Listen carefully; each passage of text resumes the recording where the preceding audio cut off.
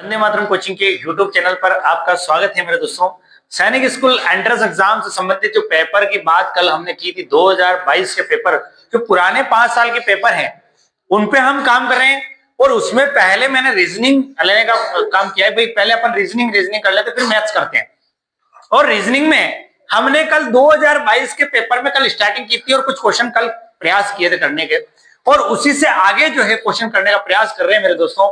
एक क्वेश्चन आया है कि सर्टेन लैंग्वेज, देखो यहाँ पर फाइट को एक वर्ड ये चेंज करके ये लिखा है, तो इसको क्या लिखेंगे, पहला ही क्वेश्चन है। तो मेरे दोस्तों यहाँ समझने वाली बात है, कभी भी आपके पास इस तरीके का एक कोडिंग डिकोडिंग का क्वेश्चन आए तो पहले ये देखने का प्रयास करो कि इन वर्डों का एक्सचेंज तो नहीं कर रखा है। और यहाँ पर वही चीज जो है हमको यहाँ पर दिख रही है, देखो तो समझने वाली बात है। TGH और एपाई, इसका मतलब ये लास्ट वाला वर्ड जो है वो लास्ट में चला गया, तो स्टार्टिंग वाला वर्ड लास्ट में चला गया। यहाँ पर भी स्टार्टिंग वाला लास्ट कहाँ चला जाएगा बेटा, लास्ट में चला जाएगा।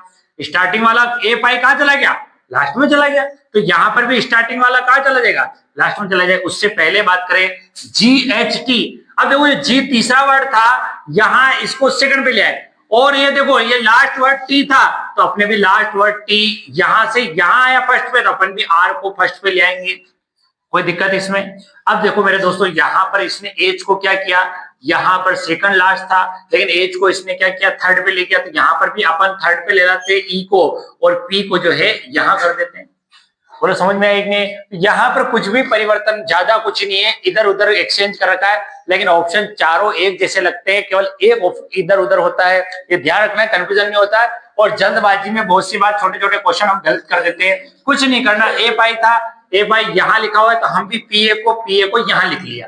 ठीक, GH की बात करें तो HG लिखा हुआ था, तो यहाँ PE को हमने क्या लिख दिया बेटा, PE। तो यहाँ पर GH से वापिस GH और यहाँ PE से PE हो गया। ये T लास्ट में था यहाँ पे और फर्स्ट में लिया, तो हमने R को वापिस यहाँ पर भी फर्स्ट पे ले लिया। तो इस तरीके से ये आंसर हमारा राइट है, इस टेस्ट का है। और सीरीज टेस्ट में भी मेरे दोस्तों अंग्रेजी वर्णमाला के आधार पर है। मैंने बहुत सी बार एक बात बताई है कि अगर 3-3, 2-2, 4-4 वर्ड अगर आते हैं और वो सीरीज में जमे होते हैं, तो आप पूरे वर्ड को देखने की जरूरत नहीं है।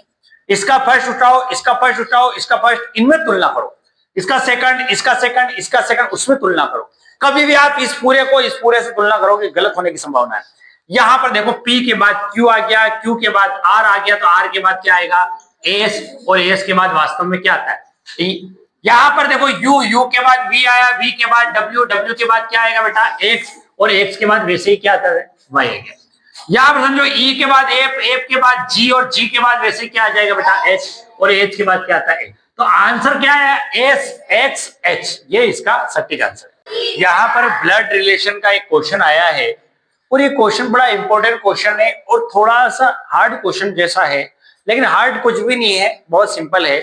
यहाँ समझने, ब्लड रिलेशन में आपको एक एक चीज जो है समझ के काम करना है। R इज के सिस्टर, देखो एक एक चीज बनाता हूं मैं। के सिस्टर, के की सिस्टर कौन है बेटा, R। के की सिस्टर कौन है, R। इस तरीके से ये तीर का निशान इधर लगाए ताकि ये सिस्टर है, ये पता चल जाए। P इज के ब्रदर, और के का ब्रदर जो है वो कौन है, P। के का एक ब्रदर भी है, वो कौन है बेटा, P। ये ब्रदर हो गया। एक तरीके से ये तीनों भाई बहन हो गए। ठीक, इसकी सिस्टर ये, इसकी बहन भाई ये है। अब हमको ये पता चल गया कि तीनों भाई बहन हो सकते हैं। हो सकता है के बारे में पता नहीं, ये लेडीज एक पुरुष है, ये पता नहीं है। यहां पर समझने वाली बात, दोनों बातें होगी। Q is T's father, Q जो है T's father, who is T's brother. Question कहने का मतलब क्या है, क्यू जो है टी का पिता है, जो पी का भाई। ये हु का मतलब, ये हु शब्द जो है इन दोनों को जोड़े रख रहा है, और जोड़ने के लिए इसीलिए मैंने इस लाइन को यहीं पर इसके नीचे एक साथ में ही डाला। क्यों जो है टी के पिताजी है, जो पी का भाई है, और जो शब्द हमेशा सेकंड वर्ड के लिए आएगा, इसका मतलब पी का भाई कौन हो गया, टी हो गया। पी का भाई कौन हो गया, टी हो गया। बात कर रहे थे क्यू इज टीज फादर, वो इज पीज ब्रदर। तो मैंने वापिस समझो इधर, पी का भाई जो है वो टी है, क्योंकि क्या कहा, क्यू जो है T's father, whose is P's brother, वो का मतलब जो, क्यू जो है टी के पिता है, जो पी का भाई है, इसका मतलब टी के पिताजी कौन है बेटा, फादर जो है वो है बेटा क्यू। बोलो समझ में आया कि नहीं? अब क्या होगा, एच इज के मदर, इस एच के जो के की जो मदर है वो कौन है बेटा, एच हो गया। ठीक है, अब देखो ये सब भाई बहन हो गए, लेकिन क्वेश्चन में लास्ट में क्या, at least how many sons do Q and H, Q and H के कितने सन्स है, सन्स की बात की, इसके बाद लड़कों की बात की। अब देखो यहां पर देखा जाए तो इसके बारे में हमको पता है ये ब्रदर है, इसका मतलब ये लड़का है, इसके बारे में पता है कि ये ब्रदर है, इसका मतलब ये लड़का है, लेकिन के की सिस्टर ये है, इसका मतलब ये पता है ये लड़की है, लेकिन ये के बारे में हमको एग्जैक्ट पता नहीं कि लड़का है या लड़की है। इसलिए मेरे दोस्तों यहां पर उसने सन्स की पूछा तो इसका आंसर कितना आ जाएगा बेटा, 2 जो है इसका आंसर हो जाएगा। बात करें तो एक सीरीज टेस्ट का क्वेश्चन आया है, और 4 से 12, 12 से 36 एक तरीके से यहां समझ में वैसे ही आता है कि 4 के टेबल में 12 आता है और 3 बार आता है, और 4 3 जा 12 और 3 बार ये भी कर सकते हैं, 12 3 जा 36, और 36 को 3 से मल्टीप्लाई करेगा, 3 6 जा 18, 8 बज गया, 3 3 जा 9 और 1 108। अब यहां पर भी मल्टीप्लाई 3 है और यहां पर भी मल्टीप्लाई 3 है, एक क्रम बन गया क्योंकि सीरीज टेस्ट में एक ही क्रम से काम चलता है। अब 324 में 324 में 3 से मल्टीप्लाई करेंगे, अब 3 से मल्टीप्लाई करेंगे तो 3 4 जा कितना होता है बेटा 12, 12 का 2 रिमाइंडर बचा 1, 3 2 जा 6 और 1 कितना हो गया 7, और 3 3 जा 9, आंसर आया 972। यहां पर मैंने इसलिए ऑप्शन भी दिया 972 जो है इसका आंसर होगा। क्वेश्चन जो है वो मिसिंग द नंबर का है, और यहां पर 7 9 और ये क्वेश्चन मार्क यहां पर है, इसका मतलब यहां से इन दोनों से ये बनाना है, इन दोनों से ये बना हुआ है ये दोनों, हमको इन दोनों से यहां बनाना है, पैटर्न यही है।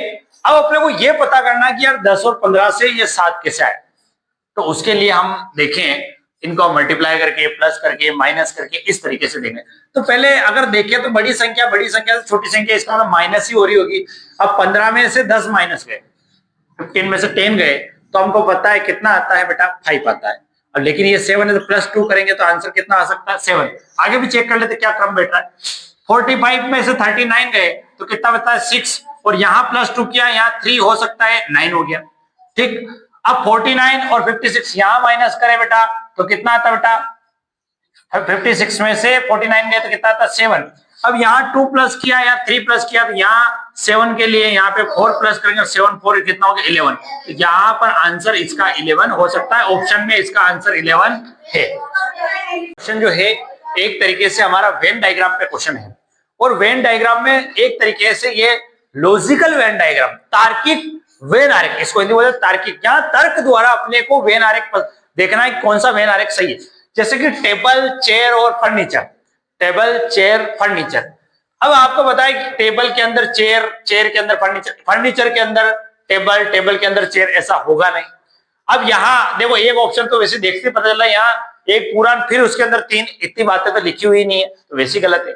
और table chair furniture, table furniture जो है उसके अंदर टेबल भी आएगी चेयर भी आएगी, तो ये भी नहीं हो सकता क्योंकि ये थोड़े थोड़े से जुड़े हुए हैं। अब इस डायग्राम को देखते हैं, देखो फर्नीचर के अंदर टेबल भी आती है और चेयर भी आती है, ये फर्नीचर के अंदर ही है भाई, फर्नीचर के अंदर ही टेबल भी आती है और चेयर भी आते हैं, क्योंकि टेबल और चेयर और सब फर्नीचर के अंदर आते हैं। आई बात समझ में? इस तरीके से ये जो है यहाँ पर एक वेन आरेख आपका सही होगा। अगला क्वेश्चन जो है एक तरीके से मैथमेटिकल ऑपरेशन, गणितीय संक्रिया वाला क्वेश्चन है, और यहां पर अपने को सोल्व आउट करके पहले से ही उसने आंसर बता रखा कि इसका आंसर जो है वो 12 आएगा, इसको सोल्व आउट करना। लेकिन ये चिन्ह हमको रख के देखने पड़ेंगे।